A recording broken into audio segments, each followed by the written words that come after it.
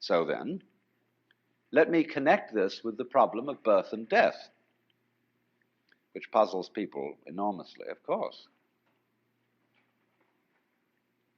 Because in order to understand what the self is, you have to remember that it doesn't need to remember anything. Just like you don't need to know how you work your thyroid gland. So then, when you die, you're not going to have to put up with everlasting non-existence, because that's not an experience. A lot of people are afraid that when they die, they're going to be locked up in a dark room forever. And sort of undergo that. But one of the most interesting things in the world, this is a yoga, this is a way of realization. Try and imagine what it will be like to go to sleep and never wake up. Think about that. Children think about it. It's one of the great wonders of life. What will it be like to go to sleep and never wake up? And if you think long enough about that, something will happen to you. You will find out, among other things, that it'll pose the next question to you. What was it like to wake up after having never gone to sleep? That was when you were born. You see, you can't have an experience of nothing. Nature abhors a vacuum. So after you're dead, the only thing that can happen is the same experience, or the same sort of experience, as when you were born. In other words, we all know very well that after people die, other people are born. And they're all you. Only you can only experience it one at a time. Everybody is I. You all know you are you. And wheresoever beings exist throughout all galaxies, it doesn't make any difference. You are all of them. And when they come into being, that's you coming into being.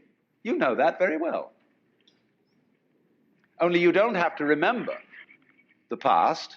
In the same way, you don't have to think about how you work your thyroid gland or whatever else it is in your organism.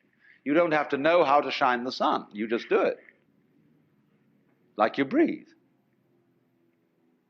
Doesn't it really astonish you that you are this fantastically complex thing? And that you're doing all of this and you never had any education in how to do it? You never learned, but you're this miracle? Well, the point is that from a strictly physical, scientific standpoint, this organism is a continuous energy with everything else that's going on. And if I am my foot, I am the sun. Only we've got this little partial view. We've got the idea that, no, I'm just something in this body. The ego. That's a joke. The ego is nothing other than the focus of conscious attention. It's like a radar on a ship. The radar on a ship is a troubleshooter. Is there anything in the way? And conscious attention is a designed function of the brain to scan the environment, like a radar does, and note for any trouble-making changes.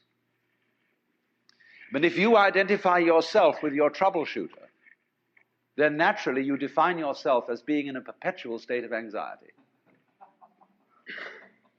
And the moment we cease to identify with the ego and become aware that we are the whole organism, you realize as the first thing how harmonious it all is. Because your organism is a miracle of harmony. All this thing functioning together. Even those corpuscles and creatures that are fighting each other in the bloodstream and eating each other up. If they weren't doing that, you wouldn't be healthy. So what is discord at one level of your being is harmony at a higher level. And you begin to realize that, and you begin to be aware, too, that the discords of your life and the discords of people's life, which are a fight at one level, at a higher level of the universe, are healthy and harmonious. And you suddenly realize that everything that you are and do is at that level as magnificent and as free of any blemish as the patterns in waves, the markings in marble, the way a cat moves, and that this world is really okay and can't be anything else, because otherwise it couldn't exist.